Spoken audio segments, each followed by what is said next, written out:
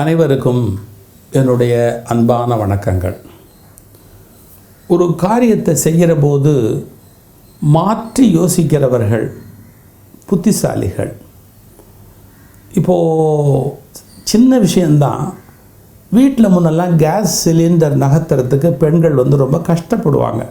சமையல் அறையில் அந்த இரும்பு சிலிண்டரை எப்படி நகர்த்துறதுன்னு ஒரு 3 வீல் வச்சு கீழே அதுக்கு அப்படியே ஒரு பிளாஸ்டிக்கில் ஒன்று வச்சு அது மேலே தூக்கி கேஸ் சிலிண்டரை வச்சாச்சுன்னா அப்படியே உருட்டிக்கிட்டே போயிடலாம், நகர்த்திக்கிட்டே போகலாம். ஒரு சின்ன விஷயந்தான். ஆனால் அந்த சின்ன விஷயத்தை ஒருத்தர் கண்டுபிடிச்ச உடனே பாருங்கள், அது எவ்வளோ உபயோகரமாக இருக்குது அப்படிங்கிறத நம்ம பார்த்து சந்தோஷப்படுறோம்.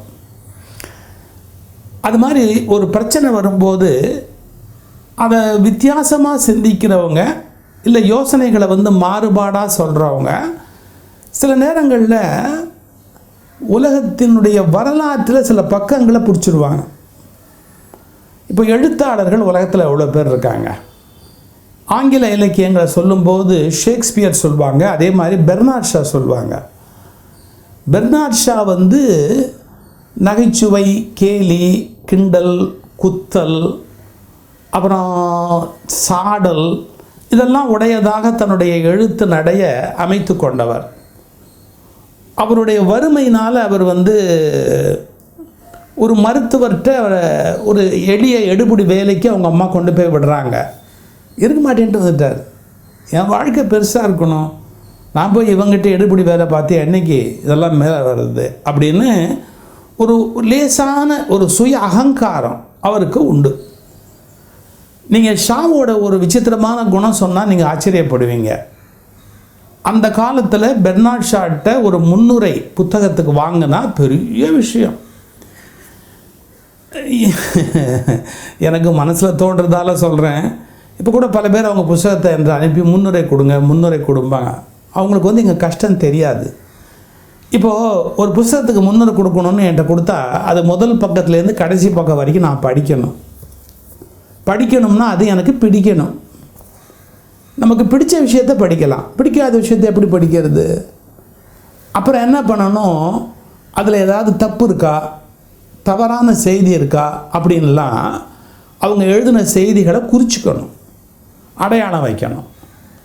அது தவறான செய்தியாக இருந்தால் அதனுடைய உண்மையான செய்தி எந்த புத்தகத்தில் இருக்குது, அந்த ஏன் தவறுன்னு எழுதிட்டு அவர் கோவப்படுவார். சரி அப்படின்னு நம்ம எழுதிட்டோம்னா தவறான ஒரு செய்தி மக்களுக்கு போயிடும். அப்போ ஒரு புத்தகத்துக்கு முன்னர் எழுதுறதுங்கிறது நார்மலாக நாங்கள் ஒரு புத்தகம் எழுதுறதை விட கஷ்டமான வேலை.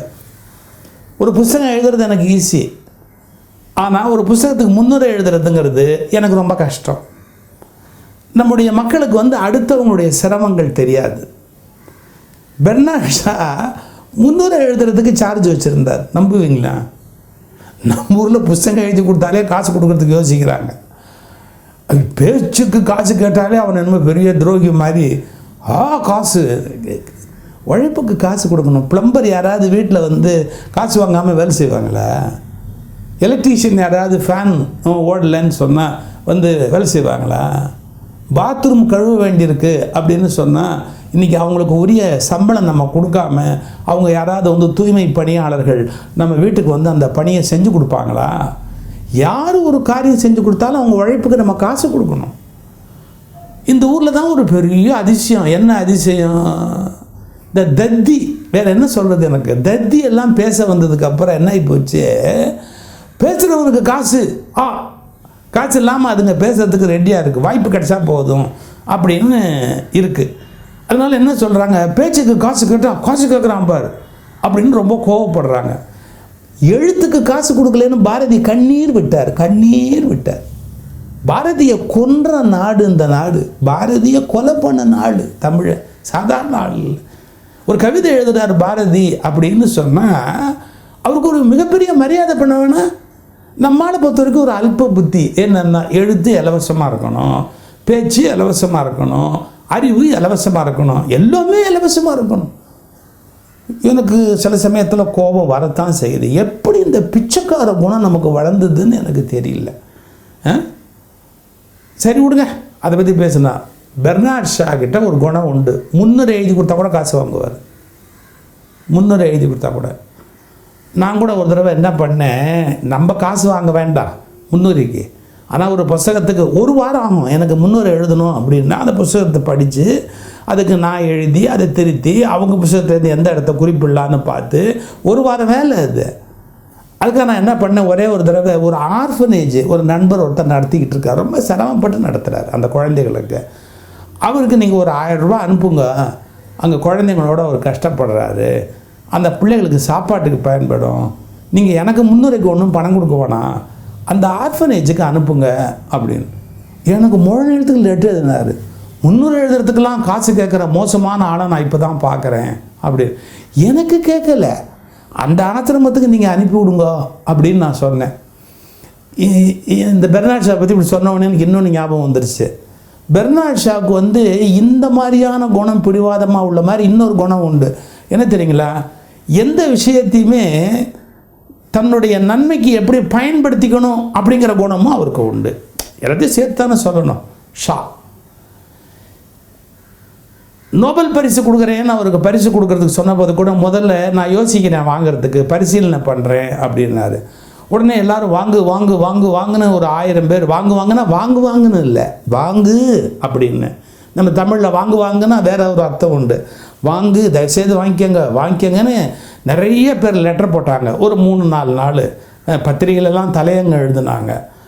அப்புறமா சரி வாங்கிக்கிறேன் அப்படின்னாரு. வாங்கின உடனே என்ன பண்ணார், அதை ஒரு சொசைட்டிக்கு நான் டொனேட் பண்ணிட்டேன், அந்த சொசைட்டிக்கு கொடு. உடனே அதை பற்றி பத்திரிகையில் அவர் பெருசாக பாராட்டி எல்லாம் எழுதுனாங்க. கடைசியில் பார்த்தா அந்த சொசைட்டிக்கு அவர் தான் பிரசிடெண்ட்டு. இவர் டொனேட் பண்ணார் பாருங்கள். அந்த சொசைட்டிக்கு பிரசிடெண்ட் யாருன்னு கேட்டால் பெர்னாட் ஷா தான் அந்த சொசைட்டிக்கு பிரசிடெண்ட்டு. எல்லோரும் கேட்டாங்க, இது என்ன நீ பரிசு வாங்குறதுக்கும் அழட்டிக்கிட்ட, அப்புறம் எல்லாரும் ஒரு வாரமாக வாங்குன்னு கெஞ்சினதுக்கப்புறம் வாங்கினதை தானம் பண்ணுறேன்னு சொல்லி அதில் ஒரு மைலேஜ் ஆகிடுச்ச. கடைசியில் பார்த்தா அது நீயே தான் அந்த சொசைட்டிக்கு பிரசிடெண்ட்னு அவர் சொன்னார். சும்மாவே வேறு மற்றவெல்லாம் நோபல் பிரைஸ் வாங்கினான்னா ஒரே நியூஸோடு போயிடும், நோபல் பரிசு வாங்கினார் ஒரு வரியோடு போயிடும்.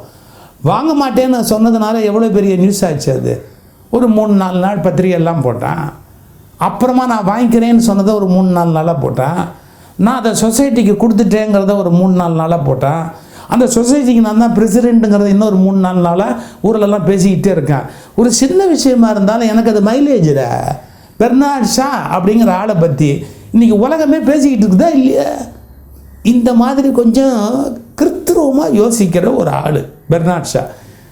நான் எதையுமே நல்லவன்னு சொல்ல மாட்டேன், கெட்டவன்னு சொல்ல மாட்டேன், எதையுமே அவர் மாற்றி யோசிக்கிறவர் அப்படிங்கிறதோடு நான் நிறுத்திக்கிறேன். அவருடைய சில குணங்கள் நமக்கு பிடிக்கலாம், சில குணங்கள் நமக்கு பிடிக்காமல் போகலாம். ஆனாலும் அவர் மரியாதைக்குரியவர். ஏன்னா எழுத்து அப்படின்னு வந்த காலத்தில் பெர்னாட் ஷாவுடைய எழுத்துக்கள் உலகத்தில் ஒரு பெரிய கலக்குச்சு. அவரை படம் வரையணும்னு ஒரு ஓவியர் வந்தார். நான் உங்களை படம் வரைகிறேங்க அப்படின்னு. ஆனால் இல்லை, ஷா ரொம்ப நேர்மையானவர். நீ என்ன படம் வரைகிறதா உனக்கு நான் பணம் கொடுக்கணும், நான் கொடுக்குறேன், உனக்கு எவ்வளோ பணம் வேணும் கேளு அப்படின்னார். ஏன்னா ஒரு கலைஞனை நான் இலவசமாக பயன்படுத்தக்கூடாது, ஏன்னா நீ படம் வரைஞ்சி கொடுத்தா உனக்கு நான் பணம் கொடுக்கணும். என்ன பணம் கேட்குற அப்படின்னு அவர் சொன்னார். எனக்கு ஒரு $250, நீங்கள் 250 பவுண்ட்ஸ் அவங்க ஊர் கணக்கு, நீங்கள் 250 பவுண்ட் கொடுத்தீங்கன்னா நான் அவங்கள படம் வரைஞ்சி கொடுப்பேன் அப்படின்னு. 250 ஏன் ஒரு 200 பவுண்ட்ஸ் வாங்கி வரையக்கூடாதா? சும்மா ஒரு பேரம் பேசுகிற மாதிரி பேசினார். நான் வரைகிறேன், நீங்கள் முடிவு பண்ணுங்க, அதுக்கப்புறமா பார்த்துக்குவோம். எனக்கு 250 பவுண்ட் வேணும்னு நான் நினைக்கிறேன், நீங்கள் 200 பவுண்ட் தான் கொடுப்பேன்னா நான் என்ன மாட்டேன், நான் சொல்ல போகிறேன், உங்கள் மேலே இருக்கிற மரியாதையில் தான் வரைய வந்தேன், நான் வரைகிறேன்னு அவ்வளோ தத்துருவமாக வரைஞ்சார். ரொம்ப அழகாக வரைஞ்சார் பெர்னாட் ஷா. பெர்னாட் ஷாவுக்கே பிடிச்சி போச்சு. அந்த படத்தை பார்த்துட்டு பலே நீ ஒரு சிறந்த கலைஞர், நான் உங்கள்கிட்ட என்ன சொல்லியிருந்தேன், 250 பவுண்ட் நீ கேட்டேன், நான் 200 பவுண்ட் தரேன்னு சொன்னேன், இப்போ மாற்றிக்கிட்டேன், என்ன 300 பவுண்டு தரேன், உன் திறமையை நான் மதிக்கணும்ல, நீ நல்ல கலைஞன் இல்லை, அப்புறம் உனக்கு கூட கொடுக்கணும்ல, அருமையாக செஞ்சுருக்கல நீ அப்படின்னு செக் புக் எடுத்தார். செக் புக்கு எடுத்து என்ன பண்ணார் பாருங்க, 50 பவுண்ட்ஸ் அப்படின்னு போட்டு ஒரு கையெழுத்து போட்டு ஒரு ஷீட்டை கழித்து கையில் கொடுத்தார். இவருக்கு ஒன்றுமே புரியல, என்னங்க 50 பவுண்டு, கொஞ்சம் இரு. 6 செக்கு எழுதினாருங்க, 50 பவுண்டு 50 பவுண்டு 50 பவுண்டு 50, 6 செக்கு எழுதி கையில் கொடுத்துட்டு, இப்போ எவ்வளோ கணக்காச்சு, 300 பவுண்ட்ஸ் உனக்கு ஆச்சா இல்லையா அப்படின்னாரு. செக் புக்கை வேஸ்ட் பண்ணுறீங்களே, 6 லீஃபு வேஸ்ட்டாக போகுது, ஒரே செக்கில் 300 பவுன் போட்டு ஒரு கையெழுத்து போட்டு கொடுக்க வேண்டியது தானே. நீங்கள் ரொம்ப விசித்திரமான ஆளாக இருக்கிறீங்க, உங்களை என்னால் புரிஞ்சிக்கவே முடியலன்னு. இந்த பாரு, நான் இப்படி கொடுத்ததால் உனக்கும் லாபம் எனக்கும் லாபம்னார். உனக்கும் லாபம் எனக்கும் லாபம். எனக்கு லாபம் 300 பவுண்ட்ஸ் கொடுத்துட்டீங்க, 50 ரூபா கூட கொடுத்துட்டீங்க, லாபம் புரியுது. உங்களுக்கும் லாபங்கிறீங்களே, எனக்கு புரியலையேன்னாரு. உனக்கு தெரியாதா, பெர்னாட் ஷா அப்படின்னு நான் ஒரு ஆட்டோகிராஃப் போட்டு கொடுத்தா அதுக்கு இந்த நாட்டில் விலை உண்டு. பாருங்கள், அந்த நாடு ஒரு எழுத்தாளனை எப்படி மதிச்சிருக்கு பாருங்கள். இந்த நாட்டு மக்கள் என்கிட்ட ஒரு ஆட்டோகிராஃப் வாங்கணும் அப்படின்னா 50 பவுண்ட்ஸ் கொடுப்பாங்க. எனக்கு 50 பவுண்ட்ஸ் கையில் கொடுத்து என்னுடைய ஆட்டோகிராஃபை வாங்கிக்குவாங்க. இப்போ உங்கள்கிட்ட எவ்வளோ இருக்குது? 6 செக் லீஃப் இருக்குது. 6 × 50 300 பவுண்டு. உங்ககிட்ட 50 பவுண்டு கொடுத்து இந்த செக்கை வாங்கிக்குவாங்க. ஏங்க, அவங்க செக்கை வாங்கிக்கிட்டு பேங்க்கில் போட மாட்டாங்க, எனக்கு உறுதியாக தெரியும். என் கையெழுத்துக்காக தானே வாங்கியிருக்காங்க. ஃப்ரேம் போட்டு வீட்டில் மாட்டி வச்சுக்குவாங்க. இப்போ பார்த்தியா, உனக்கு 300 பவுண்ட் கிடச்சிரும். இப்போ என்னை பொறுத்த வரைக்கும் எப்படின்னா, எவனுமே பேங்க்கில் அதை போட மாட்டான். என் கையெழுத்து அவ்வளோ வேல்யூவானது. அப்போ 6 × 50 300 பவுண்ட் கிடைக்கும் அப்படின்னு அவன் என்ன பண்ணுவான், அதை ஃப்ரேம் பண்ணி மாட்டி வச்சுக்குவான். எனக்கு 300 பவுண்ட் மிச்சம், உனக்கும் பணம் வந்துடும், உனக்கு லாபம் எனக்கும் லாபம். நீங்கள் இந்த மாதிரி யோசிக்கிற ஆளை உலகத்தில் பார்த்துருக்கீங்களா? சில சமயத்தில் அது மாதிரி வித்தியாசமான சில குணநலன்கள் உடையவர்கள் உலகத்தில் பிறந்துக்கிட்டே தான் இருப்பாங்க. ஷாவை ரொம்ப அகம்பாவம் பிடிச்சவர்னு திட்டுவாங்க. ஆனால் அவரை மாதிரி சட்டாயர், கிண்டல், கேலி, அந்த எழுத்து மூலமாகவே ஒரு பெரிய அதிசயத்தை உண்டு பண்ணுறது. ஒருத்தர் ட்ராமா போட்டு அந்த ட்ராமாவை அவருக்கு அனுப்பி வைக்கிறாரு. உங்கள் எழுத்தை படித்தேன், அது ஒரிஜினலாகவும் இருந்தது, நல்லாவும் இருந்தது. ஆனால் ஒரே ஒரு வித்தியாசம் என்ன, நல்லா இருந்த இடமெல்லாம் ஒரிஜினலாக இல்லை, ஒரிஜினலாக இருந்த இடமெல்லாம் நல்லா இல்லை அப்படின்னு அதுக்கு ஒரு கமெண்ட் அடித்தார். ஷாவினுடைய அறிவு மிகப்பெரிய அறிவு. அது ஒரு விஷயத்தை நேராக எல்லாரும் பார்ப்பாங்க, கொஞ்சம் கோணலாம் பார்க்குற குணம், அதான படைப்பாளியோட இலக்கணம். படைப்பாளிகள் வித்தியாசமாக இருப்பாங்க. இருந்தாலும் மேல்நாட்டில் கலைஞர்களையும் எழுத்தாளர்களையும் சிந்தனையாளர்களையும் கௌரவிக்கணும், மரியாதை பண்ணணும் அப்படிங்கிற உணர்வு இருந்தது. இங்கே தான் இலவசமாக பயன்படுத்திக்கணும், முடிஞ்சால் அவங்கள உறிஞ்சிடணும், பாரதிய தெருவில் நிறுத்த மாதிரி தெருவிலே நிறுத்திடணும் அப்படிங்கிற ஒரு வெறி இந்த நாட்டில் இருக்குது. தமிழ் வளரணும்னா, கலை வளரணும்னா அதை வளர்க்குறவங்கள சரியானபடி மதிக்கிற பழக்கம் நமக்கு இருக்கணுங்கிறத பாரதி பெயரால், ஷா பெயரால் உங்களுக்கு நான் நினைவூட்ட விரும்புகிறேன்.